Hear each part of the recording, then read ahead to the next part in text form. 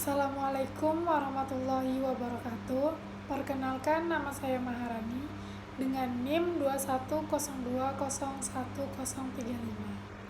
Baiklah, di sini saya akan memenuhi tugas mata kuliah komputer saya mengenai presentasi di bidang kesehatan yang berjudul gagal ginjal kronis.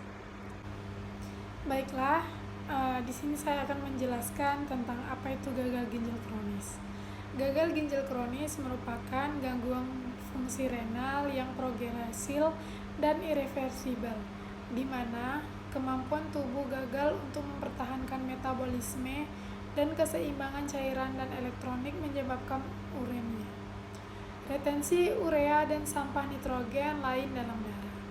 Dialisis atau transplantasi ginjal kadang-kadang diperlukan untuk kelangsungan hidup pasien, menurut Brunner dan Sudar pada tahun 2002. Selanjutnya ada etiologi. Yang pertama, glomerulonefritis. Yang kedua, diabetes mellitus. Yang ketiga, hipertensi. Yang keempat, ginjal polikistik. Pun manifestasi klinisnya, manifestasi kardiovaskuler pada gagal ginjal kronis mencakup hipertensi, gagal jantung kongestif, dan edema pulmoner, sedangkan gejala dermatologi yang sering terjadi mencakup rasa gatal yang parah dan gejala gastrointestinal juga sering terjadi mencakup anoreksia, mual, muntah, dan cegukan.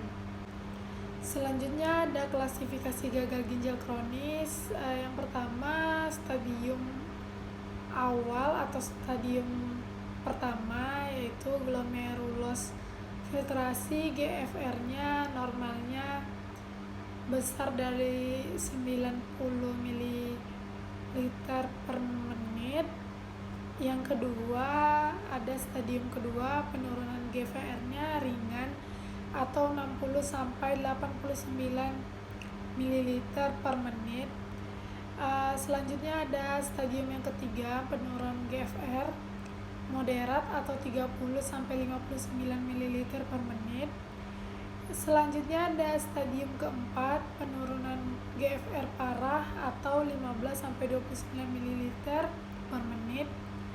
Yang terakhir stadium 4, penurunan GFR parah atau 15 sampai 29. Selanjutnya ada penata laksanaan. Yang pertama, terapi konservatif. Tujuannya dari terapi konservatifnya adalah mencegah memburuknya laal ginjal secara progresif, meringankan keluhan-keluhan akibat akumulasi toksin azotemia, memperbaiki metabolisme secara optimal, dan memelihara keseimbangan cairan dan elektrolit, menurut Pritch dan Sylvia pada tahun 2006. Yang kedua ada terapi simptomatik. Yang ketiga ada terapi pengganti ginjal, dilakukan pada penyakit ginjal kronik stadium 5, yaitu pada LFG kurang dari 15 ml per menit. Terapi tersebut dapat berupa hemodialisis, dialisis peritoneal, dan transplantasi ginjal, menurut Suwitra pada tahun 2006. Selanjutnya ada pencegahan gagal ginjal kronis. Pertama, rajin beraktivitas fisik dan berolahraga agar badan tetap bugar.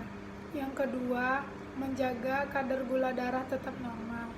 Yang ketiga, menjaga tekanan darah tetap normal. Yang keempat, menjaga berat badan ideal. Yang kelima, minum air putih 8 sampai 10 gelas per hari. Tidak boleh merokok. Periksa fungsi ginjal secara berkala. Dan yang terakhir, tidak mengkonsumsi obat anti nyeri dalam jangka panjang tanpa anjuran dokter. Selanjutnya ada pengobatan gagal ginjal kronis. Yang pertama, perubahan gaya hidup seperti pola makan sehat, menjaga berat badan, minum air yang cukup, berolahraga, serta tidur yang cukup, menghindari konsumsi obat-obat yang dapat merusak ginjal, tidak boleh merokok atau minum minuman alkohol. Yang kedua, ada terapi dengan obat-obat sesuai anjuran dokter. Yang ketiga, dialisis atau cuci darah. Yang keempat, transplantasi. Baiklah, hanya segitu saja yang bisa saya sampaikan. Mohon maaf apabila ada kata-kata saya yang salah. Saya akhiri. Wassalamualaikum warahmatullahi wabarakatuh.